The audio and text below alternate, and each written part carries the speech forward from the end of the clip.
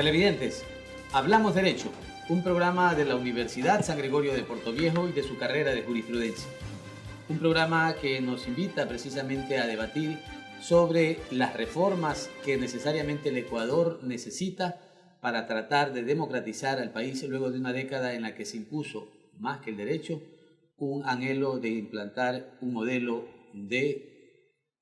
político y que obviamente ha generado muchísima discusión y debate. Por ello, consideramos que es oportuno hablar ahora sobre el tema de la reforma a la Ley Orgánica de Educación Superior que plantea la Asamblea Nacional y que está trabajando ya la Comisión de Educación, Cultura y Deporte. Para ello, y como siempre, con nuestro compañero Alberto Vélez, pero tenemos un invitado que es erudito en la materia, un invitado que tiene muchísima incidencia en el ámbito académico, puesto que él ha sido, además de ser director ejecutivo de Educación Superior, en este caso lo que fue el CONESUB, tiene un diplomado en Educación Superior, es un técnico en planificación, es docente de la Universidad Eloy Alfaro, tiene una maestría en Administración de Empresas, también fue director de la Contraloría General del Estado en Manabí y Esmeraldas.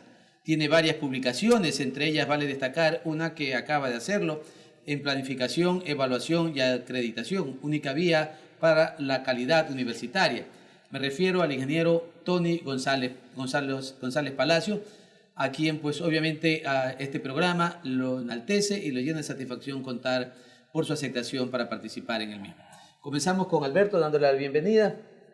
Un placer, estimados televidentes. Siempre es vital que la academia proponga este tipo de temáticas. Todos estamos conscientes de los inconvenientes que ha generado esta dichosa ley que arranca por ahí por agosto del 2010. Así que ahora con el experto pues vamos a dilucidar precisamente aquello que está oscuro y aquello que debe cambiar. Tony, bienvenido y muchísimas gracias por aceptar este programa. Bueno, muchas gracias, Marcelo, muchas gracias. Un placer. Amigo, es realmente placentero estar aquí en esta construcción comunicativa que están haciendo ustedes porque se inicia una línea de debates en un espectro amplio. Ustedes lo han titulado Hablamos Derecho y es verdad, el país requiere hablar derecho en muchísimas cosas. Actuar más que hablar, actuar en derecho. En esa línea yo creo que lo de la Ley de Educación Superior es un imperativo.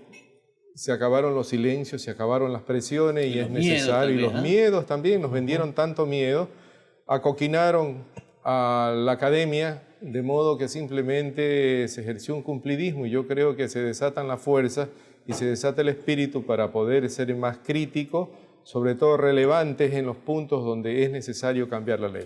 Sin duda hay que reconocer que hubo una intencionalidad básica por mejorar la educación superior, pero allí se escondieron también retaliaciones, se escondieron el control político de las universidades, se presionó a muchas universidades para que sean dirigidas exclusivamente dentro de las políticas del gobierno y yo creo de que eso hizo que se silenciaran los espacios críticos que tenía normalmente la universidad.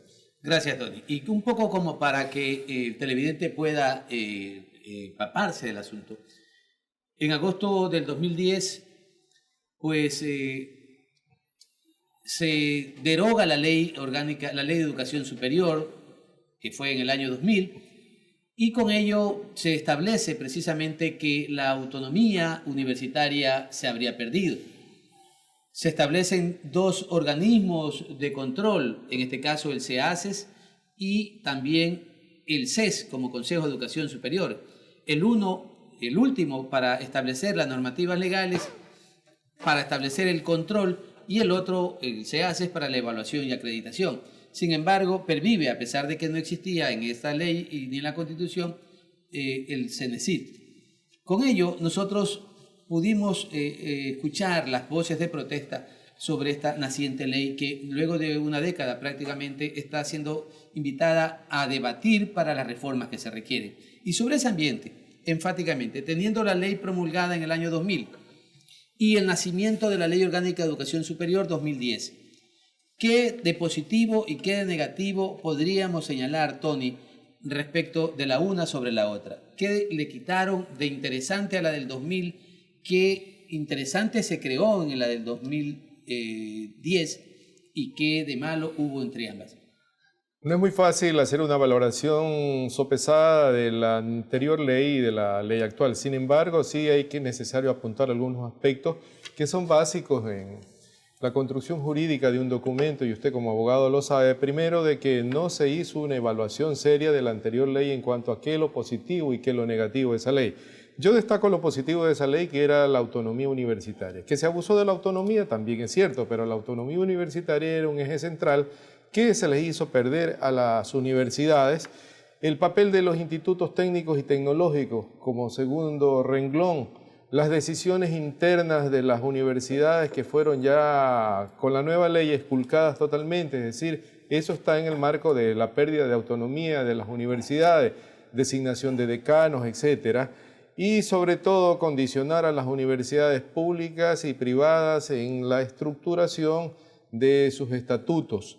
Son detalles que no pueden pasar desapercibidos porque sobre todo a la universidad pública se la condicionó a que ajusten a los requerimientos, no del Estado, sino a los requerimientos del gobierno, y a las universidades privadas también se las apretó muchísimo en la búsqueda de un sometimiento, en la búsqueda de que bajen la cabeza para así hacer las propuestas que ellos tenían en mente respecto a la nueva visión, entre comillas, de lo que era educación superior.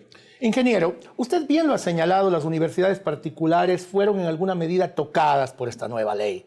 Y fueron también vistas, creo yo, con lupa. Y fueron analizadas desde una perspectiva que no necesariamente era la correcta. Se generalizó aquel término de universidades de garaje, en las cuales pues muchas no estábamos incluidas. Pero se nos extendió este dadivoso término para hacernos parecer de forma peyorativa que no estábamos cumpliendo ciertos niveles, ciertos parámetros académicos. Entonces hay para con la universidad particular una especie de sesgo que arranca con esta ley. Lo mismo ocurre con la educación técnica. ¿Qué lectura le merece este tipo de situaciones que como son la universidad particular desde el ángulo que yo le presento y también el tema de la educación técnica? Bueno, y esto nos indica que hubo una propaganda dirigida capaz de justificar las intervenciones o las presiones. El hecho de repetir constantemente universidades de garaje, que algunas tenían dificultades, algunas o pocas, realmente pocas tenían situaciones realmente que no correspondían a un manejo de la educación superior, pero se abusó del término para justificar una intervención, para justificar las presiones, dije antes, y sobre todo ve el caso. Yo pongo un ejemplo, la Universidad de San Antonio de Machala, una universidad prestigiada, prestigiosa totalmente en la ciudad. Sin embargo, fue cerrada dentro de ese grupo de universidades de garaje. Pero ¿cuál era el suceso de base?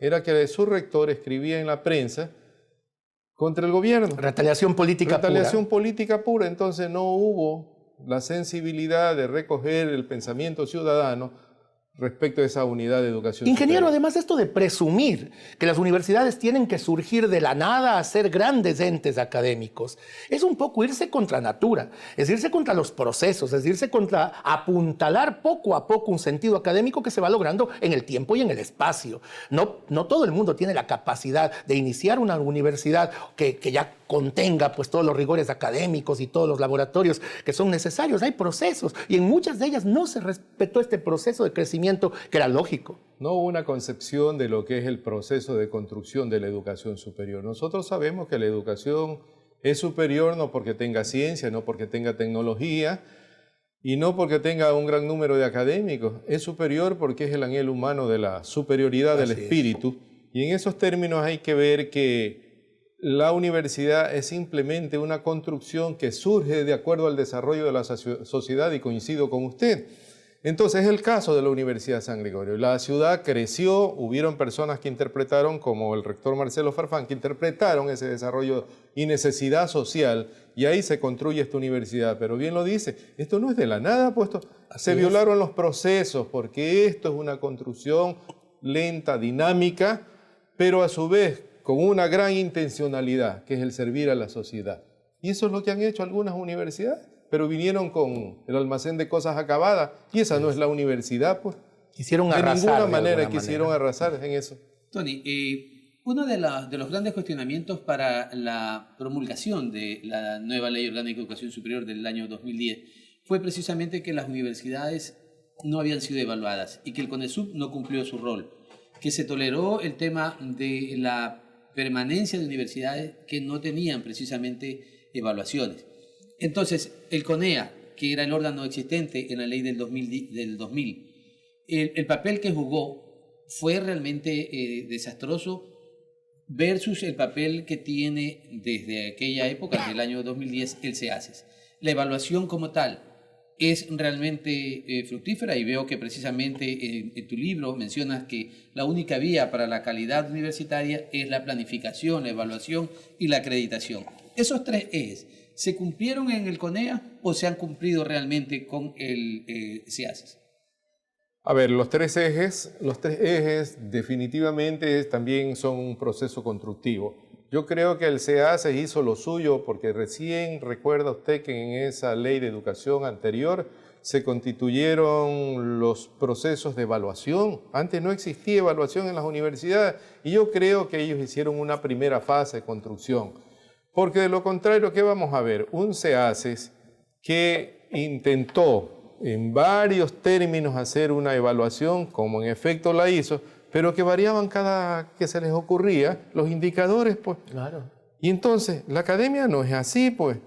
Entonces, si no ver las experiencias de Colombia, Chile, de México, de Brasil, de Uruguay, de la misma Argentina, pero la construcción de los indicadores tenía que darse. Le mandaban unos indicadores para que usted cumpla durante un determinado tiempo, y en un mes estaban cambiando. Cuando hallábamos las respuestas nos cambiaban las cuando preguntas. se tenían las respuestas, se cambiaban las preguntas. Entonces, en esa construcción fue difícil, o no sé si trataban de confundir aún más a las universidades, o en su defecto, hacer sentir que éramos una especie de incompetentes en cumplir lo que se estipulaba desde el organismo superior. Yo creo que ellos han hecho una parte, ¿no? Una parte. Yo creo mucho en la evaluación como creo en la acreditación, porque una universidad acreditada, esto no hemos descubierto nosotros, esto viene del exterior, es una corriente internacional que busca mejorar la calidad. En eso estamos de acuerdo. El CEACES también cumplió un rol pesquisable, es decir, no hubo realmente un tecnicismo, ni hubo el anhelo de buscar un mejoramiento, sino que a rajatabla se trataron de cumplir indicadores que jamás pudieron combinar la diversidad en el Ecuador. Se midieron a las universidades como que todas fueran iguales, sin entender las diferencias de regiones y la diversidad precisamente que se tiene tanto en territorio como también en aspectos socioeconómicos. Y ahí jugó un papel, yo diría, casi que fascista el CEACES, midiendo a estas universidades que finalmente terminaron, como usted menciona, la San Antonio y otras universidades más, que fueron realmente una gran afectación al Ecuador, porque casi 146.000 estudiantes se quedaron en el limbo y muchos, casi el 60-70%, no culminaron y hoy son casi repudiables porque tienen sus títulos de esas universidades que hoy ya no existen. Bueno, yo estoy de acuerdo totalmente con sus expresiones en los términos de que el CEACES tuvo una distorsión primero tecnicista, segundo documentalista, con una base de visión pesquisable, efectivamente, pero por sobre todo llenaron a las universidades de un documentalismo bárbaro, que decir que cumplir indicadores era tener cantidad de documentos amontonados. Y no creo que ellos sean capaces de revisarlo. Revisaban unos cuantos, pero no todo, pues. Claro. Entonces, la universidad se ha llenado de una papelería que vamos a ver con el tiempo lo útil o lo inútil que puede ser, pues. Porque yo creo que más a eso, cuando las administraciones son eficientes, y hoy día que se está hablando de administraciones estratégicas. La administración estratégica de la universidad es la que tiene el control de todos estos elementos, porque va viendo las variables que se van conjugando dentro de la gestión administrativa y tiene claramente determinado cuál es el camino que hay que hacer en el caso de cada unidad académica, departamento o acciones administrativas directas. De modo de que yo creo de que el papel no lo cumplió en su totalidad el CEACES y muchos de los evaluadores y con todo respeto, hubieron personas que no estaban a la altura de las universidades. No se respetó, como usted bien dice, el hecho de la diversidad de universidades, la diversidad de regiones, la universidad de costa, de sierra, y aún en la misma costa hay diversidades. Se quiso tomar un mismo rasero para todos, y eso en la pluralidad que es la Universidad Ecuatoriana, se violentó todo. Perfecto, gracias Tony. Tenemos que irnos a unos anuncios institucionales. Este es un programa de la Universidad San Gregorio de Puerto Viejo y regresaremos en el segundo segmento con nuestro invitado, el ingeniero Tony González Palacios, para hablar ya sobre un tema que diríamos específico, la autonomía frente a la reforma a la Ley Orgánica de Educación Superior. Ya volvemos.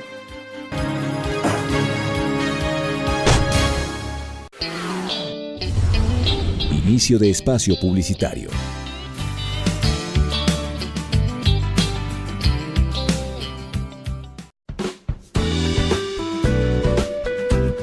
Nuestra carrera de odontología cuenta con 4 clínicas odontológicas, de 13 a 15 sillones odontológicos. Contamos con una sala de quirófano, con una sala de rayos X, contamos con un centro de patología y la sala de simulación.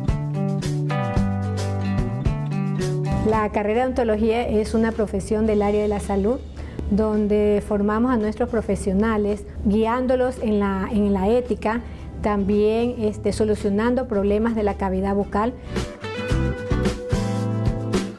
Contamos con varios convenios con el Ministerio de Salud Pública, la Universidad Técnica de Manabí, donde los estudiantes realizan sus prácticas preprofesionales.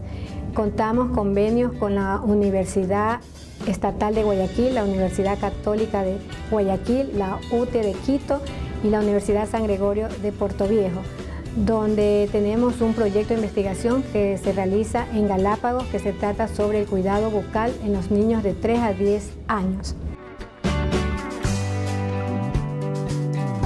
Nuestra carrera fue acreditada en el 2015 después de un proceso de evaluación bastante largo, donde cumplimos con todos los parámetros que debía cumplir la carrera de odontología, tanto en el entorno como en el resultado de aprendizaje de cada estudiante. Nuestra carrera es de mucho humanismo. Nosotros solucionamos, atendemos pacientes que muchas veces de pronto no lo pueden de pronto cancelar un tratamiento, pero igual lo realizamos. Invito a todos los bachilleres de la provincia y del país para que estudien la carrera de odontología de la Universidad San Gregorio de Puerto Viejo, donde le ofrecemos una formación académica y humana de mucha calidad.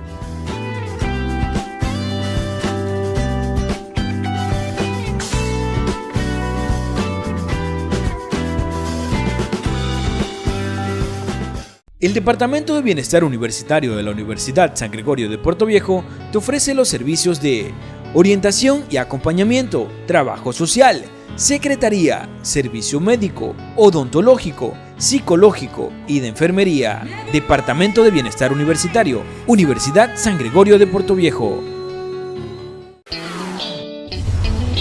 Fin de espacio publicitario.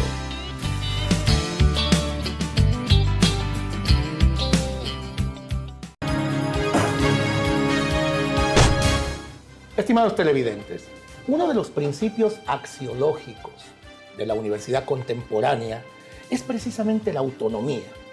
Las autoridades de las universidades deberían tener la capacidad de arbitrar todas las medidas que sean pertinentes para que la universidad funcione, sin andar con ambajes ni rebuscados términos. Pero esta autonomía en algún momento se perdió. Comenzamos a ser coartados, ahorcados. Y en esta casa de brujas, en el que la loes bien intencionada se convirtió en un maleus maleficarum, en un martillo de las brujas para perseguir a quienes no estaban de acuerdo con el criterio de gobierno, pues muchas cosas sucedieron.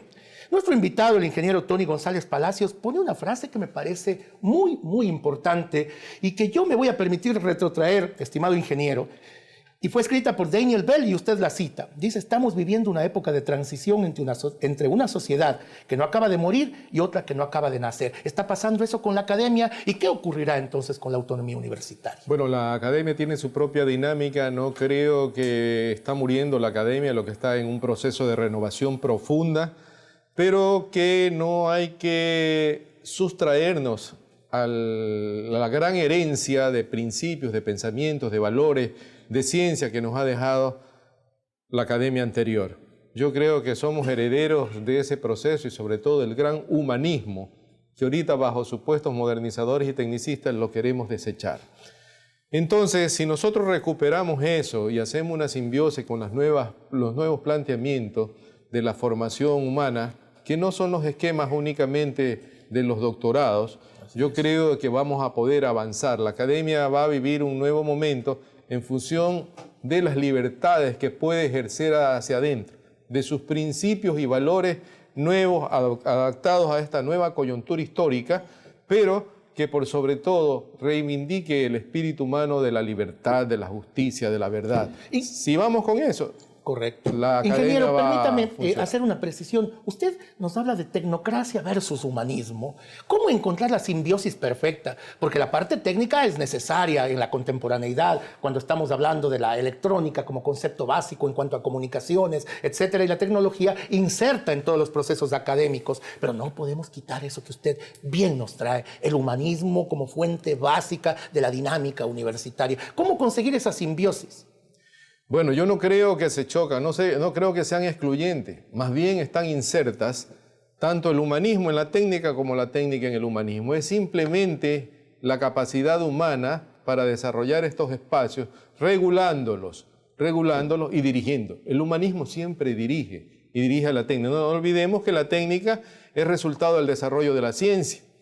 Entonces, muchas veces nos olvidamos y nos volvemos casi fanáticos de la tecnología, pero lo que dirige la tecnología es la ciencia, madre de la tecnología, y la ciencia tiene su componente humanístico. Entonces yo creo que hay que tener claro que la docencia no debe alejarse de la versión humanista. Estamos tratando con personas y ahí está un subrayado de ejercicio docente, que es el ejercicio de los valores, de la ética y todos los componentes de los enfoques humanos para el desarrollo de la sociedad. Tony, volviendo al tema específico de este segundo segmento respecto de la autonomía de las universidades ecuatorianas. Se la cuestionó y aparentemente estos casi 10 años del nacimiento de la ley a la que nos estamos acercando, señalan de que efectivamente se perdió la autonomía. ¿Por qué? Porque simplemente el Consejo de Educación Superior, el órgano normativo, aprueba los estatutos de la universidad, como bien lo señalabas en tu primera intervención.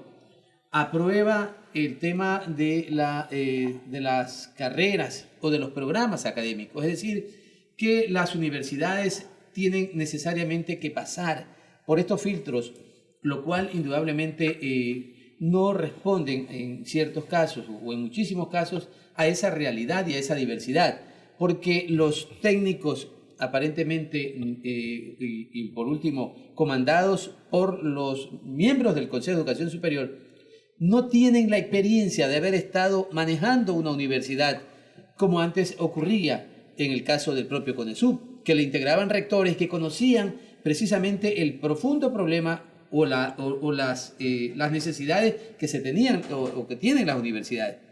¿Qué hacer entonces para el rescate de esa autonomía frente a la posible reforma a la Ley Orgánica de Educación Superior? Bueno, la reforma es un imperativo. Felizmente yo creo que no solamente la comisión ahí, sino hay un grupo de académicos en Quito que está trabajando muy bien para presentar una propuesta que realmente recoja las aspiraciones de las universidades. Por un lado vemos de que el asunto esencial, primero la autonomía, segundo la estructura del Consejo de Educación Superior, pues se dijeron que se justificaba por los técnicos porque no podía haber una endogamia en el mismo CONESUB donde sean los rectores que se dirigen, pero yo creo que hay gente altamente ética, pues, altamente profesional, pues, que puede dirigir un organismo.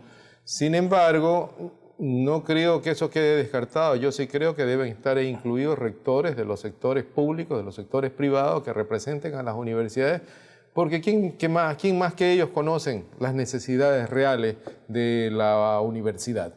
Pero por otro lado, yo creo que hay que pensar mucho en un organismo que realmente no actúe con la pasión mezquina de apretar a la universidad, de restringirlas de sus decisiones, sino por el contrario, de estimular que las fuerzas espirituales en cada una de las universidades tengan los vuelos suficientes como para sintonizar el desarrollo de la época que está viviendo y de su sector social y de la región que representan, para poder de eso diseñar sus propias políticas, diseñar sus propias carreras, diseñar sus realidades. Y yo creo que ahí va a tener un poco de salida el asunto. Los resultados están a la vista.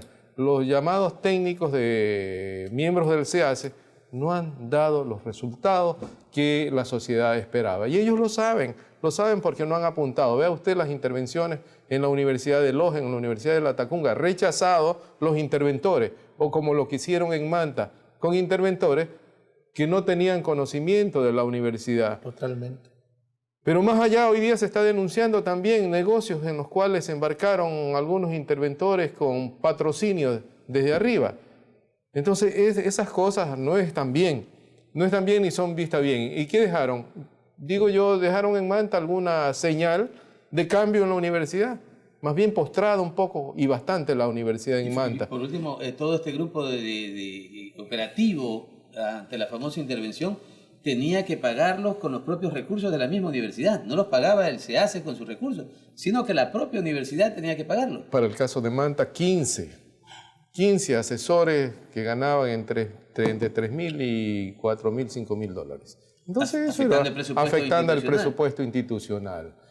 Indudablemente, pues hubiéramos querido que una intervención desde la visión exterior, desde la visión pura, dice, bueno, esto va a mejorar la universidad, aquí hay pautas concretas en lo académico, en lo administrativo, en lo financiero, pero ninguna de esas cosas. Simplemente era un cambio de posición. Mandaron a un jefe financiero desde Quito. Entonces esas cosas no. Y lo mismo está pasando en Latacunga, está pasando en Loja. Vea que en Loja se ha movilizado rechazando a los interventores. Entonces así no puede funcionar la universidad ecuatoriana. Yo creo que hay comisiones académicas suficientemente cargadas de ciencia, cargadas de visión administrativa, que pueden ir a una universidad y ver en un mutuo acuerdo las debilidades.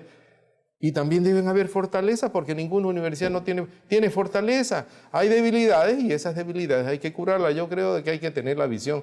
Por eso decimos que de la planificación, que cada universidad en su plan estratégico establezca qué es lo que desea y hacia dónde va a ir. Ahí está el camino, sus objetivos. Y luego trabajar en una evaluación sincera, franca, no documentalista. Y si esa evaluación está afirmada en realidad y si esa evaluación, por sobre todas las cosas, busca la calidad, que es lo que buscamos como académicos, yo creo que podemos acreditar con mucha facilidad y no con estas visiones un poco maniqueas y perversas del asunto, ¿no? Ingeniero, hay que hacer un análisis que nos lleve a entender lo siguiente. Cierto es que afuera se cocinan corrientes muy interesantes de pensamiento y que hay doctos, conspicuos representantes del saber universal en otros lugares. Pero comenzamos a traer sabios desde afuera que supuestamente iban a interpretar la academia ecuatoriana. Pero ocurre que eran sabios sin conocimiento de tiempo y espacio. No conocían el lugar, no conocían las circunstancias, no conocían cómo funciona el andamiaje de nuestra propia personalidad de ecuatorianos. Esta intervención de los extranjeros a nivel de todos estos organismos rectores, ¿en qué medida un poco desubica también a aquellos estamentos para que no hayan podido percibir la realidad del Ecuador tal cual es y de acuerdo a sus necesidades? Bueno, yo pienso de que usted lo ha apuntado muy bien. No sé si era una estrategia de confusión, pues, porque la publicidad también se orientó a que las universidades hoy día, para esa época, comenzaban a cambiar en la medida que tengamos doctores, PhD, así se decía, pero hoy día los rectores también saben que los PhD en algunos casos no les ha dado resultados, ni contribuyeron, porque la razón estaba en lo que usted señala, en la desconexión total sobre una realidad. Yo creo que aquí en el Ecuador primero tenemos muy buenos universitólogos, gente que ha estudiado la universidad, gente que ha teorizado la universidad. Tenemos a Lucas Pacheco, Lucas Achig, Gustavo Vega y tantos otros, pero que de igual manera hemos subestimado el pensamiento nacional y nos hemos llevado de visiones externas. Yo digo bienvenido, bienvenido a las personas que vienen a dejarnos conocimiento, pero también tienen que estar... Que en el mundo académico Claro. se lo ha tildado como novelero, ¿no? Así es, pero tenían que estar ubicados en un contexto, porque si no, no pasa a ser, y como bien apunta el rector, una novelería.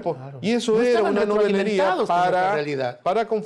para confundir a la ciudadanía. Uy, se está buscando la calidad con estas personas que vienen. Bueno, ellos venían simple y sencillo bajo el enganche de un sueldo, ¿no? Pero la aportación es otra, pues. A las universidades se les recomendaba desde el CES que tengan esto. Aquí hay 6 PhD, aquí hay 4. Y esa fue una presión también que tienen que cogerlo. Dioses de un Olimpo académico que no lograron contactar con nosotros, los vanos mortales. Pero así es. En esa línea yo creo que hoy día con las reflexiones y con los valores que tenemos y con los resultados que se han tenido, los planteamientos tienen que ser diferentes. La construcción es distinta. Y sin querer como cautizar el tema, pero en realidad ese tema de la bonanza económica que hizo que se crearan estas tablas salariales en el sector universitario público, que hoy cautiza económicamente a las universidades, porque se establecieron unos rangos diametralmente superiores, muy por encima a los doctores, frente a los docentes que tenían exclusivamente maestría. Hoy, cuando la situación económica ha empeorado en el Ecuador, las universidades no tienen recursos suficientes para cubrir el rol de cada uno en cada una de las universidades. Eso es tan cierto, y tan cierto que va acompañado de otra medida, la reducción de los presupuestos de las universidades públicas. Entonces, ¿cómo se maneja cuando algunas universidades realmente tienen una cuota porcentual alta de profesores PhD de otros países? Es decir, yo creo que aquí no hubo una racionalidad en ver que la economía universitaria nunca fue boyante, que algunas universidades sí tuvieron recursos, pero la bonanza del momento ilusionó a mucha gente y creyeron que por ahí estaba. Ahora, otra cosa es la administración de los recursos también, que es lo que se prioriza al interior de la universidad. Hay universidades como la suya, y esto no es sacar brillo, pero que han priorizado el desarrollo académico a través de laboratorios, equipos y todas estas cosas. Pero hay otras, pues, que lo hicieron para comprar vehículos, pues, o para viajar, pues.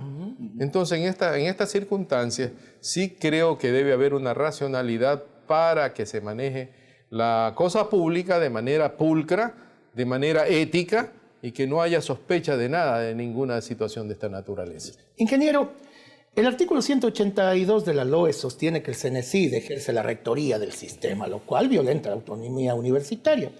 El artículo 353, en cambio, de la Constitución plantea que el sistema tiene 2 instancias, el Consejo de Educación Superior y el Organismo de Evaluación y Acreditación.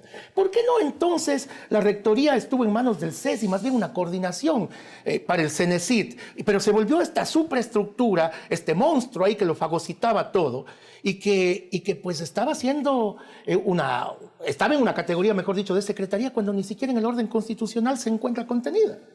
Es verdad, ese artículo 182 se lo ha estado revisando, se lo ha mirado de cuál es su contenido, cómo es que le da la calidad y la capacidad de una secretaría general, en qué se sustenta. En el ordenamiento jurídico. Si en la parte las universidades saben que la CENESID realmente lo que hace es el registro de títulos, ¿cuál es otra competencia que tiene frente a las universidades? Alguna cosa secundaria y regulatoria. Y quien tiene la comandancia es el CES. Claro.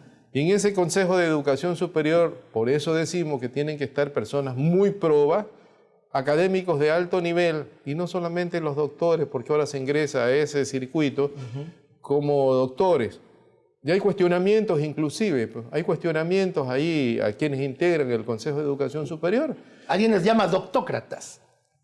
El término en algunos casos está bien traído. Pero yo creo que hay gente que tiene que tener muchísima sintonía con el medio universitario. Muy bien, muchísimas gracias, Héctor. Y nos vamos a otros anuncios institucionales y volveremos para avanzar con un tercer bloque, que es precisamente sobre lo que ocurrió, se vio y aún se mantiene, la politización de las universidades. Ya volvemos.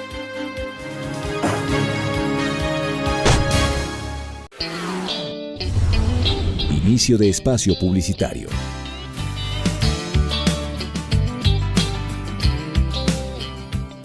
El Departamento de Bienestar Universitario de la Universidad San Gregorio de Puerto Viejo te ofrece los servicios de orientación y acompañamiento, trabajo social, secretaría, servicio médico, odontológico, psicológico y de enfermería.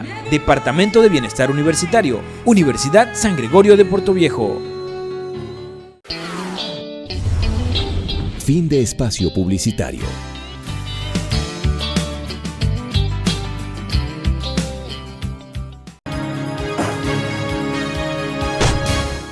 Volvemos al tercer segmento de nuestro programa Hablamos Derecho con nuestro invitado, el ingeniero Tony González Palacios. Y estamos hablando precisamente sobre las reformas a la Ley Orgánica de Educación Superior que hoy se discuten en la Comisión Especializada Permanente de Educación, Cultura y Deporte. Y este tercer segmento íbamos a tratar precisamente, como lo dijimos, sobre el tema de la politización de la educación superior. La nueva Constitución del año 2008 se estableció la creación de 4 universidades: la Ciudad del Conocimiento, Yachay, la Universidad Amazónica Iquián, la Universidad del Docente y la Universidad de las Artes. Esas 4 universidades que requirieron de un presupuesto económico muy alto, en detrimento de las universidades públicas que requerían recursos económicos para fortalecer todas las debilidades que habían sido evidenciadas en las evaluaciones anteriores. ¿Fueron o no una especie de politización que permitía establecer en el futuro y en el tiempo una imagen de lo que significaba la revolución ciudadana en el ámbito de educación superior? Hoy, cuando se conocen las grandes falencias de las universidades a cual me acabo de referir. Bueno, fueron señales iniciales, pero luego se volvieron una especie de hito que ahí están como mano de la revolución ciudadana. No se olvide que el crear una universidad, y usted que ha tenido la experiencia de construcción, no es ajeno a que esto tiene una repercusión. Vea usted el caso de la Universidad de las Artes. Implicó el cierre de algunos institutos que hacían arte. La creación de la Universidad de Educación, Nacional de Educación, que yo creo que de todas maneras es un buen proyecto sin inhibir a las otras universidades a que hagan su construcción también de facultades de educación, pero eso implicó no solamente, vea usted, el cierre de los normales, implicó el cierre de las facultades de educación, de filosofía, letras y educación, casi en todas las universidades. O sea, se las obligó a que no concedan matrícula. ¿Y cuáles son los resultados ahí? Allá tenemos pues, los resultados. Vean ustedes, los colegios llaman a profesionales de cualquier línea para que asuman cátedras. Y los preparan en un curso de 40 horas. De 40 horas, y con eso los habilitan, cursos habilitantes para que den clases. Las universidades, con toda su falencia, yo creo que teníamos mucho más. Doctor Farfán, así usted ha vivido la experiencia de esto, porque los profesores no se forman con 40 horas. Pues. Imposible. ¿Y quién ha dicho que una docencia se forma con 40 horas? Entonces, allí... Y sumándole otro agravante, que esos docentes de colegio les obligaban a dar asignaturas muy distintas o muy diferentes a su formación. Es decir, eran profesores multicompetentes, matemáticos que les enseñaban a dar inglés, o profesores de educación artística que les enseñaban a dar educación física. Esa realidad se ha visto, ¿no? Sobre todo en el medio universitario. Y eso que aquí no tenemos el espacio suficiente como para analizar qué es lo que ha pasado también en los colegios, que valdría en algún momento que ustedes vean, porque nosotros estamos recibiendo de los colegios a los bachilleres. ¿Y qué es lo que ha estado pasando con los bachilleres? Pues, entonces, la Universidad de Educación hemos establecido de que no ha sido el horizonte que se vio, y más bien fueron compromisos de orden político con los legisladores de esas provincias para que ellos se alineen en función de aprobar la ley. El caso de la Universidad Amazónica, y allá no existía una muy buena universidad, la Politécnica Ecológica Amazónica, que si querían la podían retocar o hacerle las modificaciones, pero eso no fueron por esa línea, porque ellos querían una que ellos manejen, donde ellos pongan rectores, donde los rectores sean sumisos a sus intereses. Y esa no es la verdad de la educación superior. Nosotros tenemos rectores en las universidades públicas y privadas que han tenido la altivez de estar alineados con la educación superior, con la ley de educación superior, la de antes, y sobre todo con las nuevas propuestas de vida, que es la visión de la nueva ley de educación superior, de unas reformas que deben salir. Y le falta otra, la de Yachay.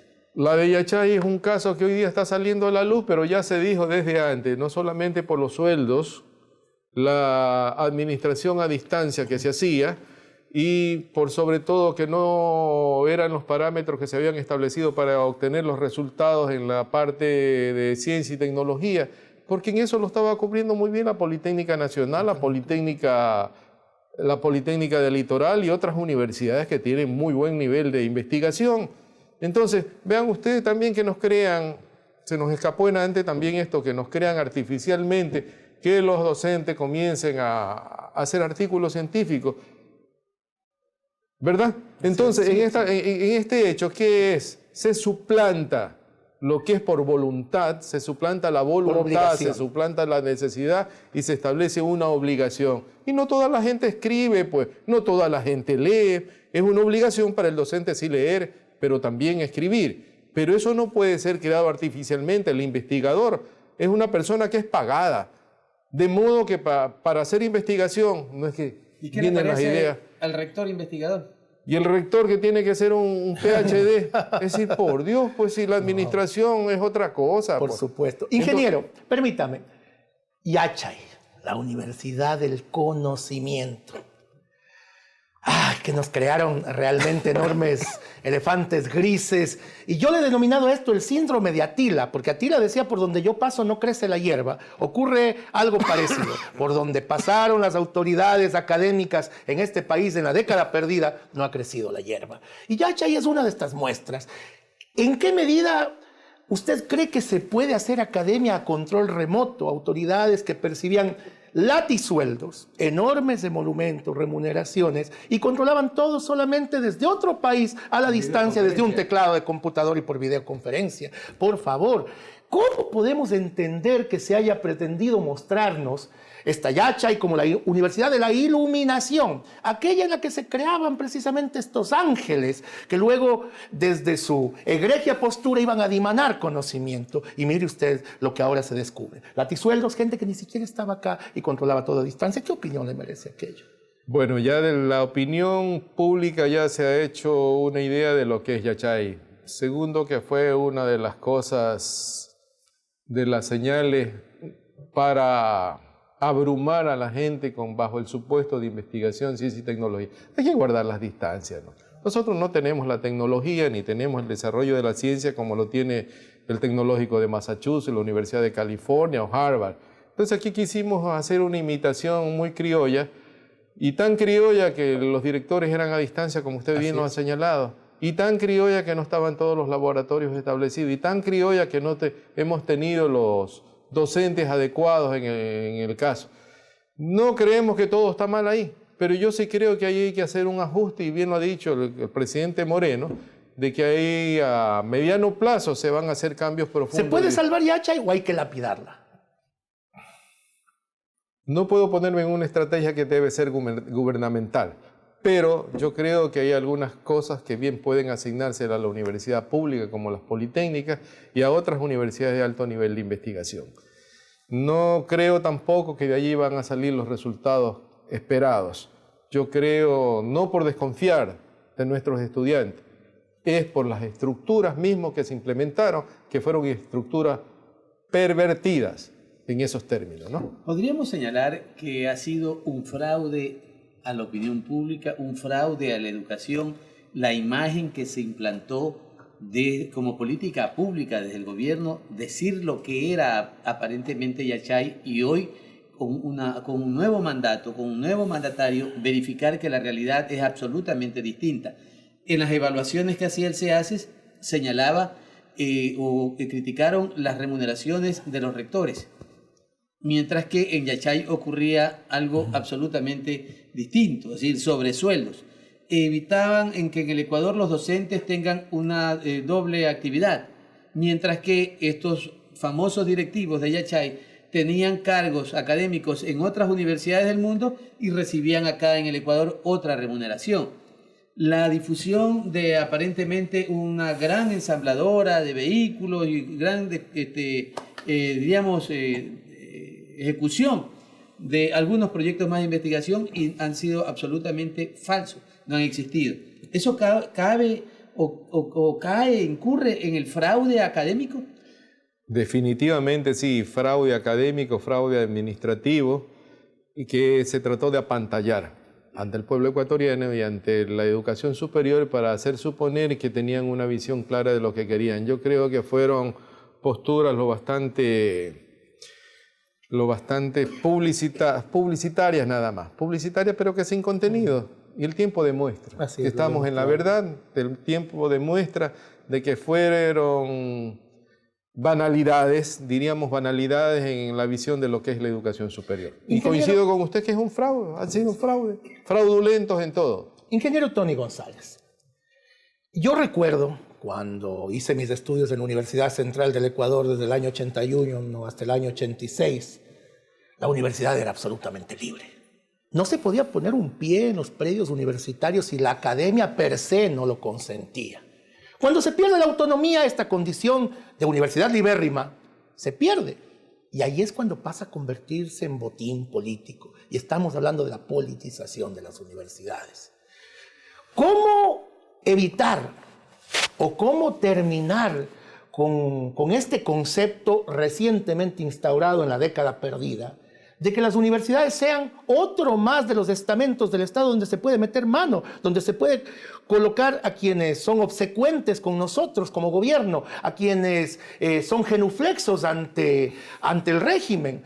¿Cómo podríamos cambiar esto y en qué medida es necesaria y de forma inmediata e inminente la transformación de una ley que ha hecho que estas cosas ocurran? Bueno, el programa partió de un elemento que era la reforma a la Ley de Educación Superior. Es uno de los aspectos de la reforma, porque bien se manifestó acá que había dos intervenciones políticas. La externa, que ya la hemos señalado, donde el gobierno comienza a controlar las universidades y a imponer, y la interna, donde también ponen sus intereses ellos. Ponen rectores, ponen decanos afines, y así ha sido. El que tenía el carnet llegaba al decanato, el que tenía el carnet llegaba a un rectorado. Algunas universidades sufrieron, no han vivido solamente, sino que han vivido y han sufrido estas intervenciones grotescas. Es decir, la politización de la que se cuestionó anteriormente por los movimientos políticos universitarios, que estaban justificados en el sentido de la libertad política que existía a lo interno de la universidad, algunos con exageración, pero se entró pues, a lo contrario, a controlar la estructura de la universidad y a controlar a lo interno todos los espacios posibles. Yo no participo de ese manoseo porque es un manoseo perverso. Una universidad de corsarios, donde con esa patente de corso se podía hacer lo que les dé la gana. Así es. No solamente en lo administrativo, en lo docente, en la contratación pública y en todas esas cosas. ¿Y cómo cambiar esa imagen en las universidades que precisamente se han gestado sus administraciones desde esa perspectiva de carácter político? ¿Qué hacer al interior para tratar de buscar rescatar de esa politización? Porque de hecho todavía y seguirán, continuarán. Sigue perviviendo la organización política a las cuales ellos se deben.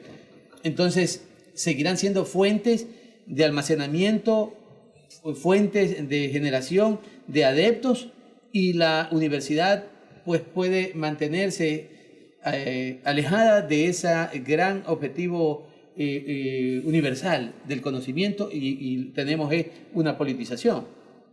Dice el libro sagrado que por sus hechos lo conoceréis, y es verdad que los hemos conocido por sus hechos. Y hay una cosa que usted bien lo señala y me parece que es un buen final, en el caso de este programa, una buena línea, el decir que hay una responsabilidad moral de la universidad en rescatar la democracia. La universidad es la constructora a lo interno de la democracia.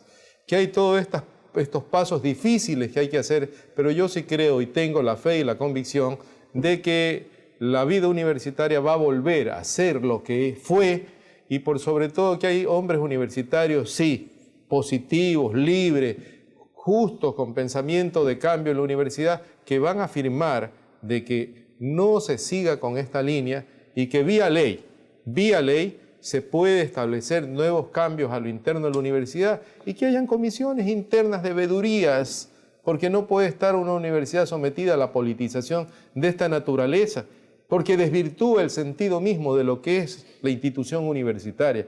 Yo sí creo que por la vía de la ley es el primer paso. ¿Y tiene confianza, Tony, usted en que una comisión de educación que tiene mayoría oficialista, ese oficialismo que lucha por mantener el statu quo que tuvo durante una década, ¿habrá posibilidades realmente de reformar la Ley Orgánica de Educación Superior con objeto de recobrar temas fundamentales como la autonomía, como temas fundamentales como el derecho a que las universidades particulares puedan, autofinanciadas y cofinanciadas, puedan realmente tener su propia gobernabilidad? ¿Habría esperanzas?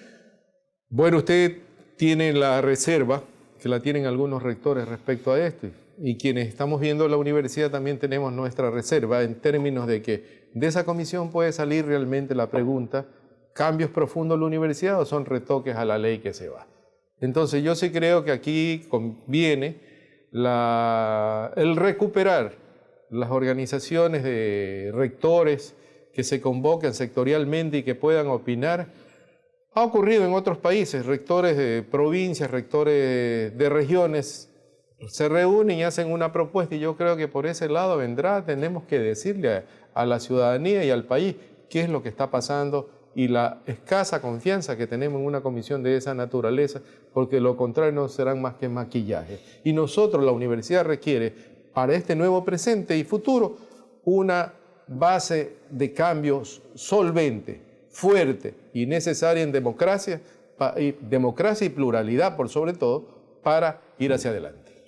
Nos vamos a otros anuncios institucionales, Alberto, y vamos a regresar en el cuarto y último segmento para hablar con nuestro invitado respecto de las recomendaciones a la reforma de la Ley Orgánica de Educación Superior. Ya volvemos.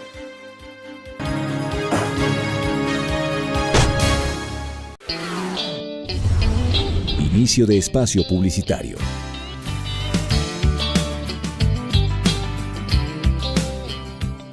El Departamento de Bienestar Universitario de la Universidad San Gregorio de Puerto Viejo te ofrece los servicios de orientación y acompañamiento, trabajo social, secretaría, servicio médico, odontológico, psicológico y de enfermería. Departamento de Bienestar Universitario, Universidad San Gregorio de Puerto Viejo. La Universidad por Dentro, el programa de la Universidad San Gregorio de Puerto Viejo, donde se te informará los acontecimientos de la semana del campus universitario. La Universidad por Dentro. Fin de espacio publicitario.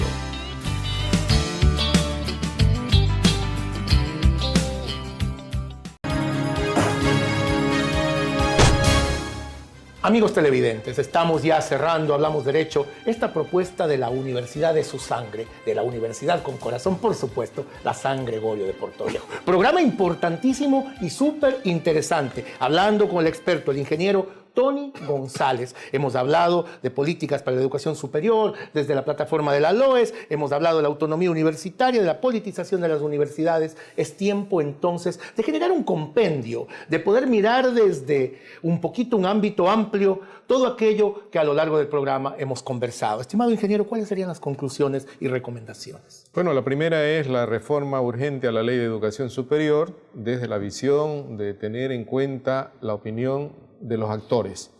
Y los actores son rectores, los actores son los docentes, los actores son estudiantes, son trabajadores y empleados universitarios a los cuales se los ha subestimado en exceso. Por otro lado, yo creo de que es necesario crear una conciencia cívica ciudadana que posibilite que la ciudadanía se exprese, sobre todo porque estamos en relación con esa juventud que está saliendo de los colegios y va a acceder a la universidad, la que se le ha puesto cortapisas para que no ingresen bajo una serie de elementos supuestamente de calidad o de calificaciones y hacen que la universidad discrimine a los estudiantes. Los 700.000 estudiantes que se han quedado fuera de la universidad es una expresión de esa discriminación. Y tercero, de que la universidad de puertas para adentro comience a hablar del tema, de los cambios que necesita la LOES, de las nuevas acciones que debe ser la universidad y cuál es la universidad que queremos. La cuarta es la universidad que queremos, la universidad para el futuro, la universidad de este presente, pero para el futuro. Yo creo que si en esas 4 líneas vamos, la universidad, vamos a tener mejores resultados aquí para la Universidad Ecuatoriana. Muy gentil. Y las recomendaciones para los asambleístas, porque en ellos está precisamente el peso fundamental, en ellos recae esta responsabilidad, porque puede generarse la conciencia ciudadana, conciencia cívica ciudadana, decir, sí, necesitamos reformar la LOE para efecto de que podamos tener la oportunidad que nuestros hijos estudien. Pero sin embargo, el meollo del asunto está ahí, en la Asamblea. ¿Cuál sería entonces esa recomendación? Eso es verdad, rector, eso es verdad. Sin embargo, yo creo de que no es muy fácil hacer trasplantaciones de sensibilidad, pero no se pierde la esperanza de decir que haya sensibilidad en ellos, recoger las aspiraciones de las universidades de sus actores y sobre todo que vayan en esa línea, que ya no se trata de las posiciones manipuladoras de la educación superior, sino se trata de tener una universidad mejor para nuestro país, para resolver los problemas, las necesidades de técnica, de ciencia y de investigación y por sobre todo para nuestra juventud. Bien, muchísimas gracias al ingeniero Tony González Palacio por habernos aceptado la invitación. En lo personal me llena de satisfacción haberlo entrevistado, haber escuchado su opinión, puesto que es un hombre que ha sido, no solo por ser académico, sino directivo de los organismos de educación superior, lo cual le da un valor importantísimo para esta necesidad que tiene el Ecuador de reformar la Ley Orgánica de Educación Superior. Mi agradecimiento también, Alberto, para cerrar este programa y nosotros decirles muchísimas gracias por estar con nosotros y la próxima semana vernos nuevamente en el programa Hablamos. Hasta siempre, con un abrazo.